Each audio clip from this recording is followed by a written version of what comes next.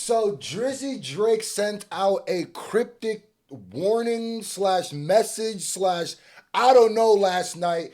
And shout out to my boy Chigs. If you haven't checked out the Chig Smooth channel, make sure you do it. He always comes through with the content. He did a video about it. Let's get right to it. Is Drake playing victim again? Is he saying he ready to battle again? Get ready. You know what to do, Chig. So listen, Chig Smooth. Hey, Chig Smooth. Appreciate all the coverage that you've been doing. I've been watching your shit for a while. I just subscribed to your shit too, bro. What's up, everybody? It's your boy Brett Fox reporting from the Chig's Universe. It sounded like you said Red Fox.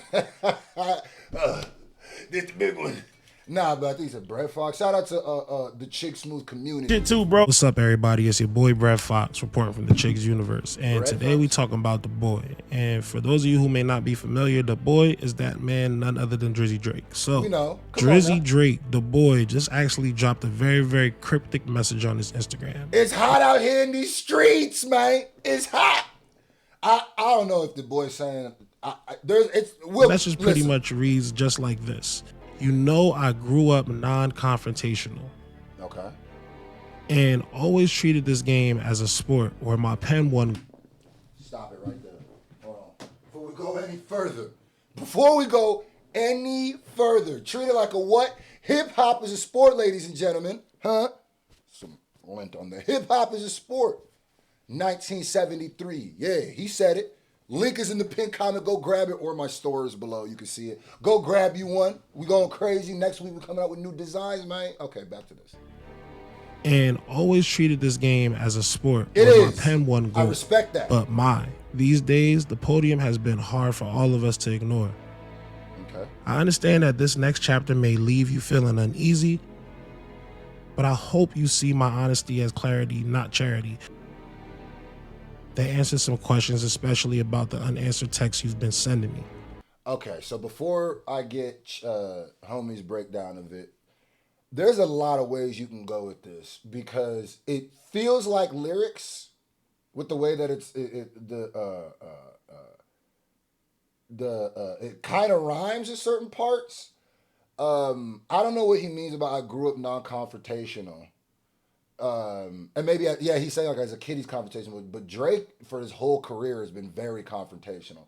And when he talked about treating this game, hip hop, as a sport, I always said that. Before he started suing, you no longer treating it like a sport now. Before that, I always said that. I always said, Drake is somebody who understands battle rap, I can't keep saying that now, you know what I mean? Or abides by the rules. Even he said it on the LeBron thing, but like clearly, not now. It's no longer where my pen won gold. So he's basically saying he could win through writing it out, but he's literally contradicting everything that he's been doing in this statement because you're no longer trying to have your pen win gold. You're trying to have your legal team win some gold for you. But these days the podium is hard to ignore. That could just mean like going and talking to the world is hard to stay quiet, which I don't think he's been doing at all. Or it could be like, the podium, maybe Kendrick is the podium that everybody's looking at. It's hard to ignore that. So maybe it sounds like he might be addressing stuff coming up. He said the next feeling uneasy. And then the unanswered text you've been sending me is what throws me off the most because now it feels like, is this about to just be about some stripper from Houston? That's what it kind of... Now, that message can mean a lot of things, but what people are really gravitating to and grabbing onto, per se, is that first line. You knew I grew up non-confrontational. Like, a lot of people are like, is he actually trying to act as if he's the victim in the situation between him and Kendrick? I know. Why do we jump directly to that Kendrick situation? But let's be serious. This is the main topic of discussion whenever Drake's name is brought up in the media today. Even when they talked about him, the FIFA president and the Fox 5 host news, they talked about Drake and the Kendrick beef. That's just what it is. This man performed a diss song at the Super Bowl. This beef is not going away anytime soon. And then Drake performed Not Like Us on one of the Nina Max tour dates. So it's like he's leaning into it too. So obviously people are going to think about this, especially when you talk Cryptic, because throughout the entire battle, this is exactly how Drake was talking. Remember? When he was going to the social media and doing this exact, this feels like a setup to when he was like right before he dropped the disc, he would set it. That's what it feels like. It feels like non-confrontational after he just got out the biggest confrontation in hip hop. And whenever Drake's name is mentioned, accordingly, you kind of have to mention Kendrick as well. So that's why we're all jumping to conclusions and thinking like, hey, I wonder if that first line is about Kendrick. And if it is, a lot of people are giving him a lot of flack for it, saying, you know, bro, you literally begged Kendrick to drop. Like, literally. Your song said drop.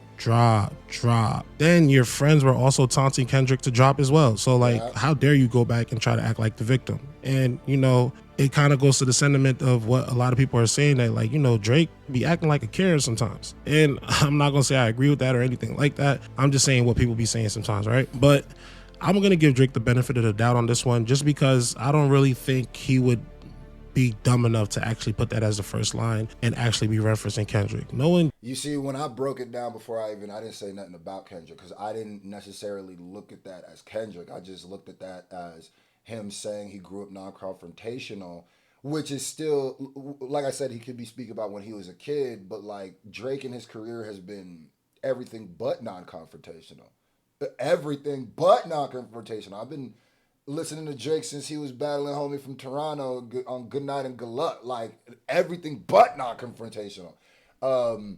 And I could see it if you are looking at it at the guys. It also feels like an admission where before it was like being tough, and now it's like, I'm not confrontational. So you might take that in a funny way. But I don't know. Drake, he's very cryptic whenever he's talking about situations. He could literally be talking about anybody, and he puts things out there for the person specifically to know he's talking about them. Drake is very infamous for that. So this might be one of those things as well where Drake is sending a message directly to somebody, and only that person is able to decipher what this thing actually is. Now, another thing that he says in this message that has a lot of people going is the next chapter thing. So if some of y'all remember a while back ago, Ack was talking about the next chapter, how there's an album coming, blase. So a lot of people are wondering if this... Niggas have to stop using academics as... I low-key feel like Drake don't want people to use academics as Drake's, mouthpiece. Hey, yo. You know what I mean? Like, because that boy has been so wrong on so many things, like that it don't really matter the things he's been right on. You gotta just... feel like Watt 100 sometimes, or you just gotta like take it with a grain of salt. So there's been a lot of things he said that was not accurate. Is Drake saying that he has an album coming, and if he is going to be dropping another album coming very, very soon, despite just dropping an album 2 weeks ago, Party Next Door. And I think that if he is doing that, that's because he knows that album wasn't it. That album wasn't it. I definitely think a Drake solo album should do better than the PNB one, which doesn't really make sense to me. I'm not gonna lie to you, because people keep telling me, no, the Drake solo one do better. So it's like, what does PNB? Because what I think Mark Lamont Scott said this. So does that mean PNB Rock has negative fans? Like if you put him on an album, it'll make people who wanted to listen to Drake before not listen to it? But I don't know. Maybe it's just a different thing. But clearly Drake doesn't have the same machine behind him as he did to push his music like he used. However, there have been some other very, very interesting theories on this as well. So I'm looking at a Drake tweet, a tweet from a Drake fan, and the tweet pretty much says he's talking about people like Ye begging for attention and the other ops who want to still leech off Drake's name while spewing moronic, vile, and slander. I can't take any of these. If I'm not taking academics work, this is just some, especially these accounts. I will never take what they, because these niggas be wrong about everything. Daily. So this next chapter about to be honesty, no filters, and a lot of y'all terminally online cornballs will be distraught. Now, I will be dishonest if I didn't notice the name of the person that tweeted this. Clearly they're a Drake fan, but I'm gonna be... It's a terminally online cornball, and his thumbnail is Drake, and it's called Hate Survivor. Nigga, your account isn't even you. So that's, now, if it is Drake being more honest and more on this next album, I feel like he should have done that he should have dropped that instead of the PNB if that was the thing. Party Next Door. Real with you, look like Drake burner account. Hate Survivor TL. Oh, that's crazy. Hate Survivor Toronto. Ooh, I wonder who that is. No, I'm joking. But at the same time, that is an interesting theory. So I'm not refuting that theory at all. You know, that is the type of person that Drake is. You know, he's probably gonna come for people and he's gonna go really strategically. However, I do want to point out one thing that I did notice, right?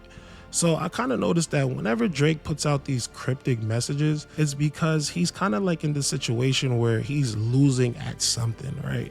So all throughout the Kendrick beef, he put out these cryptic That's what messages. I was saying, yeah. Every time it just got worse for him. And I feel like these cryptic messages, in That my red opinion, button was a seem, cryptic message. and it's hard not to seem, but they seem like a coping mechanism, right? It's like, it looks like Drake is just trying to convince the public that he's very strategic in everything that he does, and that he's not worried about any of the opposition's moves. And I feel like these cryptic messages are kind of like a cloak and dagger for him to make it seem as though he has everything under control. When in reality, that could not be further from the truth. Why do I say that? Because the whole reason why he might have put out this cryptic message is because he just lost the #1 spot on the Billboard 200. I did a whole video about that yesterday. So. For those of you who may not know, because some people, they just wait till the numbers come out before they even know about what's going on with the numbers. However, usually Billboard drops those numbers on Sunday night. This Sunday night, they didn't drop them. Why? Because there was a delay. What was the delay? The numbers between GNX and Some Sexy Songs For You were so close that they had to delay everything to just make sure that the count was right. Bruh, to be this close on the 19th week. Isn't somebody, I read somewhere GNX been out for 19 weeks. My nigga, that's not good. That's not good, bro. That is not good. Like Drake being 500,000 sales under Kendrick on his 19th week. I'm going to keep it tall. Had the numbers been reversed, that still wouldn't be good.